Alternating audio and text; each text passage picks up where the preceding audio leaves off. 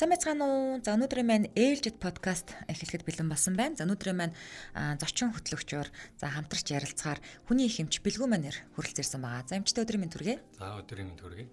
За өнөөдөр хоёулангийнх нь ярилцах сэдв пробиотик буюу ашигтай бактерийн талаар ярилцсанаа. За сүүлийн үед бол одоо хүмүүс ашигтай бактери гэдэг зүйл маш их хэрэгтэй юм байна гэдгийг одоо айгуу сайн ойлгодог болсон. Тэгээд одоо бидний чинь бид одоо хэдэн тэр бомч ашигтай бактери байдгийн тэрийг өнөөдөр бид нэр эргүүлээд хоол ундаараа ч юм уу одоо бүр ялгацаараа хэдийг гадагшлуулад байдгийн тэрийг бас мэдгүй дээ. Эргүүлээд нөгөөдгөө бас хоол хүнснээс авч чаддгийм үгүй юу те. Энэ сэдвэр хойлоо ярилцсан. Тэгэхээр хойлоо яриага ер нь яг энэ пробиотик буюу ашигтай бактери гэж яг юуг хэлээд байгаа юм бэ гэдгээр яриага эхлэх. За тэгээ. За тэгэхээр ашигтай бактери буюу бактерийн талаар яриа тийм ээ. За хүний бие махбодд ерөнхийдөө бол маш олон төрлийн бактери буюу өвчин үүсгдэг бактери. За өвчин үүсгээд тухайн яг орчноо бүрдүүлдэг. Тухайн орчин бүрдээд хүний биед ашигтай, ашиг тустай. За нөгөөх нь өвчлөл үүсгдэг буюу ашиггүй бактери. Ингээ хоёр ангилчж байгаа. За тэгэхээр ашигтай бактери гэдэг талаар нь илүү их дэлгэрэнгүй ярих тийм ээ. За тэгэхээр бид нэр хоол хүнсээрээ буюу өдөр тутамдаа идж байгаа хоол хүнсээрээ бид нэр тухайн ашигтай ашиггүй бактери бүгдийг ингэж авч хоол боловсруулах зам буюу амны өндөгөөс эхлээл тийм ээ. Ингээ ашигтай бактери маань өөрөө орж ирдэг. За энэ үедээ нь болохоор тухайн ашигтай бактерийг яагаад ашигтай гэж нэрлэдэг байгаа вэ гэхээр тухайн бактери маань өөрөө бидний хоол боловсруулах зам буюу нарийн бүдүүн гэдс гэж ярьдаг тийм ээ. За нарийн бүдүүн гэдсэн дээр очиод яг тухайн орчныг бүрдүүлж өгдөг. За энэ өрөөнд одоо ингээд сууж хахад хоёуланд нь юу хэрэгтэй вэ гэхээр агаар хүчил төрөгч хэрэгтэй тийм ээ. Тэгэхээр бидний нарийн бүдүүн гэдсэнд юу хэрэгтэй байдаг вэ гэхээр тухайн яг тийм орчин хэрэгтэй байд юм байна л да. Тэр орчин болохоор ашигтай гэж нэрлэгдээд байгаа бактериуд маань болохоор орчныг үүсгээд бидний хоол хүнс маань өөрөө хамгийн нарийн одоо хамгийн шим тижээлтэй хэсэг маань ерөөхдөө нарийн бүдүүн гэдсээр бидний бие махбод руу шимэгддэг. За энэ шимэгдэх үйл явцыг болохоор тухайн ашигтай бактери маань болохоор шимэгдүүлж өгдөг юм гол үүрэгтэй. Зөв. Тэгэхээр одоо хүний биед хамгийн их ашигтай бактери байдаг орчин гэхэлэр зэрэг ходоод гидснээс гадна за бас нөгөө өтрээний орчинд бас ашигтай бактериуд байдгаа гэд би бас уншижсэн юм байна. Тэгэхээр одоо бидний тэр нөгөө нэг ерөнхийдөө хүний бие дотор нийтдээ ч гэдэг юм уу тоо гарсан байдгийн болов нийт хичнээн ашигтай бактери байгаад байт юм бэ ер нь. За тэрийг болохоор яг нарийн судална гэхээр бас яг боломжгүй байдаг. Тэгэхдээ бидний хоол хүнсээр орж байгаа бактери маань болохоор тодорхой төвшөнд ингэж хоол хүнсээр бактери авч идэг. Энэ маань болохоор за ойролцоогоор 1-5 тэрбум, за 5-аас 10 тэрбум гэдэг яг хүүхэд байна уу, том хүн байна уу гэдгээс хамаарат ийм ашигтай бактериудыг авах шаардлага гарч ирдэг.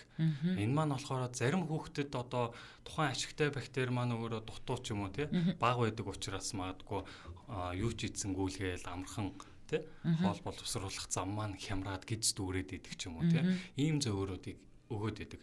Ашигтай бактери би хангалттай авч чадах юм бол энэ зөвөрүүд маань өөр байхгүй байдаг.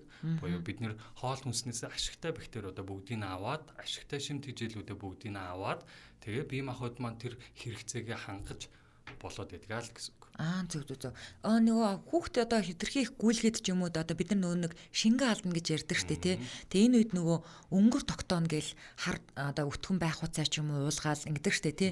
Тэр энэ маань нөгөө нэг алдагдсан одоо бактерийг нөхөж өгөх гээд байна уу яаж вэ? Одоо ер нь тэр ашигтай бактери бид нар хичнээнийг өдөрт алдаад байгаагаа мэдэхгүй штэ. Яг нөгөө тоолж мэдэхгүй хэмжиж чадахгүй гэдэгтэй адилхан. Тэгэхээр эргээд бид нар ямар хоол хүнснээс ч гэдэг юм уу юуг бас түлхүү хэрэглэх юм бол нөгөө ашигтай бактери авч чадах юм бэ? За тэгэхээр монголчууд өөрөө эрт дээр үеэс уламжлалаас маш ухаалаг ард түмэн байсан. За тэгэхээр бид нэр одоо хамгийн их ашигтай бактери агуулдаг хоол хүнс гэж нэрлэх юм бол бид нэр одоо жишээ нь тарагнаас маш олон төрлийн ашигтай бактерийг авч болдог. За одоо нөгөө хөдөө гарахаар хөдөөний бүрсэн тараг маань арай нэг гоё амттай. Тийм, элгэн тараг Тэр амттай тараг маань өөрөө яаж бүрэлдээд байна вэ гэхээр бактерийн тусламжтайгаар тэнд сүг өөрөө бүрэлдүүлээд тэнд ашигтай бактери өсч үржсэний үндсэн дээр тараг маань бүрэлддэг. Сүн хүчлийн бактери гэсэн үг. За. Тэгээд тэр бактери маань болохоор бид нэр орой олгон тарага уудаг, тараг гиддэг гэж янз бүрээр ярьдаг тийм ээ. Энэ маань өөрөө бид нэр ашигтай бактери өдөр тутамд авдаг байсан. За хотын ийм нийгмийн орчинд ороод ирэхээр хүн бүр ингээд орой олгон тарага идэж уух нь арай бага байд юм байна л да. хөдөөний айлыг бодвол. Тэгэхээр нийслэлд байгаа хүмүүсмод маань ерөөхдөө голчлон зөөр хилээд идэг гиз дүүрээд хямраад байна, хоол шингэхгүй байна. Энэ маань өөрөө л ашигтай бактерийн тэнцвэр алдагдсан. Зөв. Холбоотой. Ер нь бол одоо ходоод гидсний хямрал үүсэх юм бол ерөнхийдөө бол ер нь бол нөгөө ашигтай бактерийн тэнцвэрт орчин алдагдсан байна гэж ойлгож болох нь шүү дээ, тий. Хүний ер нь дотоод орчин гэдэг маань болохоор айгүй нарийн юм байт юм байна л да. Бидний уураг тарих маань тэр орчныг бүрдүүлэхийн тулд бидний бие эрхтнийг хөдөлгөх юм хүчтэй байдаг.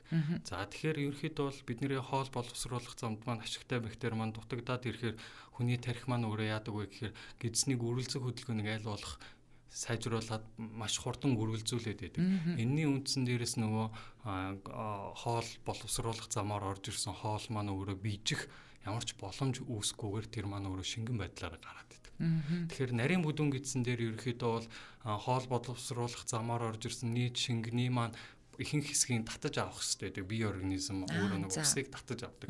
Хүний нөгөө 70-80% нь ус байдаг гэдэг. За тэр үйл процессыг шимэгдүүлэх буюу усыг шимэгдүүлэх хамгийн гол орчин маань өөрөө энэ нарийн бүдүүн гидсэн дээр байдаг ашигтай бактериудын нөлөөгөөр. Тэгэхээр энэ маань өөрөө багасаад ирэхээр тэр шингэнээ өөрөө биедээ хоримтлуулж чадахгүйгээр гадагшлуулад байна. Ингээд ирэхээр биеийн дотоод орчны тэнцвэр буюу хүчил шүлтийн тэнцвэр гэж ярьдаг. За тэр тэнцвэр маань ерөөхдөө алдагдаад ирдэг. Хүчилчээд юм уу шүлтлэг болоод ирдэг. Гэхдээ ихэвчлэн дандаа шүлтлэг болох буюу бидний нөгөө ходоодны хүчил маш их ялгардаг. Энэ хүчил маань их давмгай бие организмыг хүчил тал руу биеийн бодисын солилцоог оруулж өгдөг.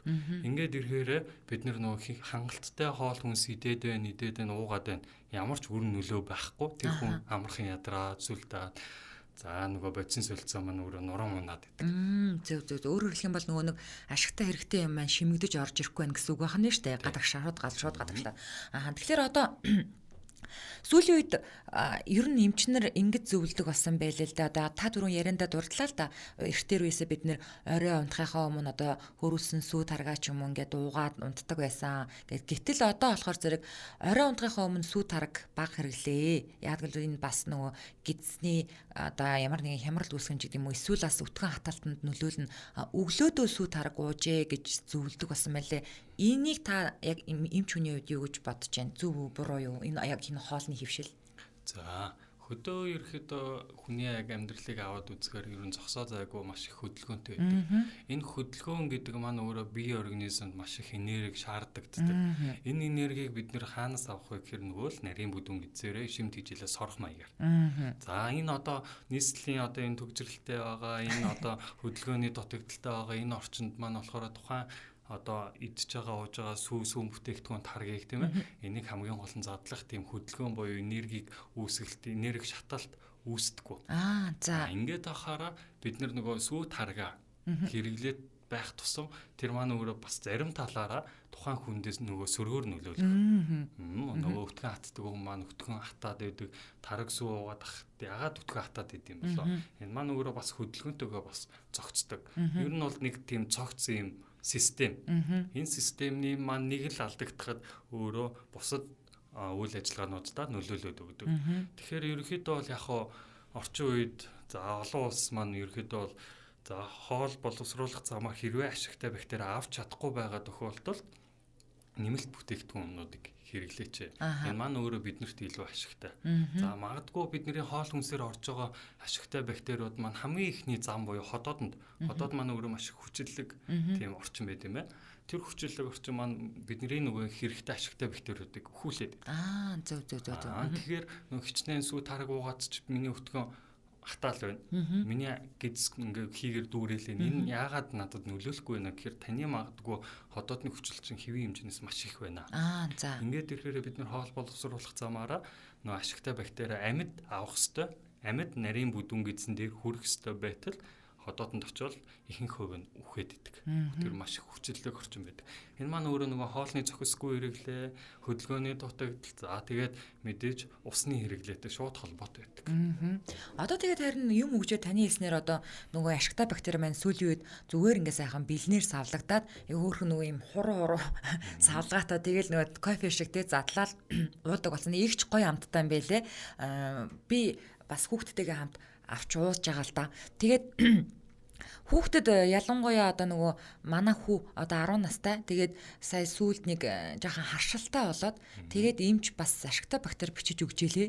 Тэгэхээр бас ерөнхийдөө бол нөгөө нэг энэ өнөөдрийн бидний идэж ууж байгаа яг энэ нийгмийнхаасаа бас шалтгаалаад ерөнхийдөө бол тэр бэлнээр авч уух нь баг хэрэгтэй ч болсон юм. Тэр болгон бид нөгөө цагаан эдээ идээл тэгэл яг нөгөө авах ёстой юм аваад таны хэлсэнчлэн нөгөө тэрийгэ задлах хэмжээний энерги ялд зарцуулаад байгаа юм байхгүй болохоор ерөнхийдөө бол бэлэн ашигтай бактери аваад ууцсан баг дээр юм болов та юу гэж бодож байна? За эхлээд ашигтай бактери нь нэг талаараа дархлын системийг сайжруулад байна тийм ээ. Энэ маань өөрөө дархлаад султай буюу хүүхдүүдэд маань илүү их ашигтай байдаг.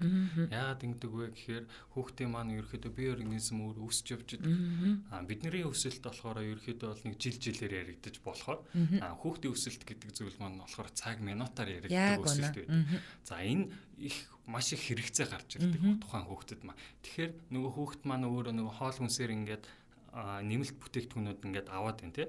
Маш олон төрлийн ногоо идэж чинь, олон төрлийн хоол хүнс идэж чинь. За ингээд ирэхээр тухайн тэрийг шингэх хэрэгтэй байдаг. Бие организмд оруулж өгөх хэрэгтэй.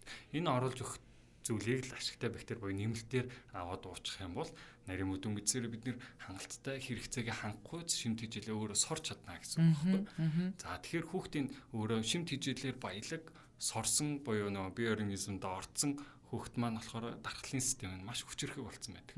Юм нь бол баг өвдөд идэггүй. Тийм хөдөө өссөн хүүхд маань нус гоожол яваад идэгэр нь ханиад үлддэг тийм. Тэгэхээр хотын хүүхд маань дүнгиж нус гоож үгүй маргааш натгаа болсон байдаг. Энэ маань өөрөө энэ бодисын солилцоо гэдэг зүйлийн маань дархлааны чадамж гэдэг зүйл маань хэр сайн хөгжсөн байна вэ? Багасаа л нөгөө сүү тараг хөдөлгөөн, эрүүл орчин агаар бүх юм нөлөөлдөг. Одоо тэгээд нөгөө сүүлийн үед бас ерөөсөө л нөгөө жургуугаар одоо антибиотик өгөхөө болцсон шүү дээ. Энэ бол маш зөв гэж би бодоод байгаа. Тэгэхээр антибиотикийн хэрэглээ ихснээрээ нөгөө антибиотик их хэрэглэснээрээ нөгөө пробиотик одоо бас устгаад байгаа юм шиг зүгээр би энгийн үнээр л ойлгоод байна л да. Энэ би зөв ойлгож юу?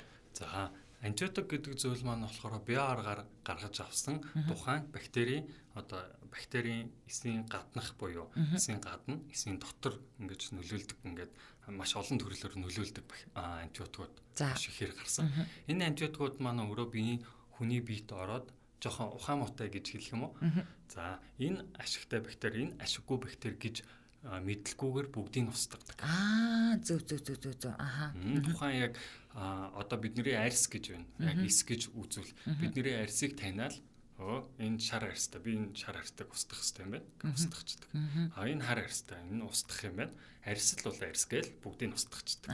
За тэгэхээр ингээд үзээд аваад ирэхээр нөгөө бидний биед хоригдлагдаад ашигаа үзүүлэх бактериуд маань байхгүй болчхоор бид нөгөө л шимт хижээлээс хорж авч чадгаачдаг. Тийм байна.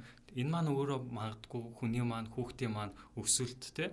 За ядраад байна уу, сүлдээд байна уу гэдэг бүх зөөрүүдийг өөрөө аяндаа арилгах тийм. Тэгэхээр ерөнхийдөө олон улсад болохоор өдөр болгон ашигтай бактерийг хэрэглээч, нэмэлтээр хэрэглээч. Энэ маань бидний өөрөө өвдгөөсөө урьдчилан сэргийлээд ууж байгаа зүгээр за ухаалаг юм гэж хэлж болох юм уу? Зөв. Тэгвэл ер нь бол антибиотикоос аль болох татгалзаараа за хэрвээ зайшгүй та хэрвээ антибиотик хэрэглэх тохиолдол гарах юм бол давхар хажуугаар нь пробиотик буюу ашигтай бактери бас авч уух нь хэрэгтэй юм байна тийм ээ? Ер нь бол яг үгүй тэр нөгөө антибиотикууд маань устгаад байгаа учраас бидний нэмэлтээр хэрэгцээ маань нэмэгдээд байна гэсэн. Тэгэхээр магадгүй ийм байдаг. Худалдаанд маш олон төрлийн бактериуд байгаа.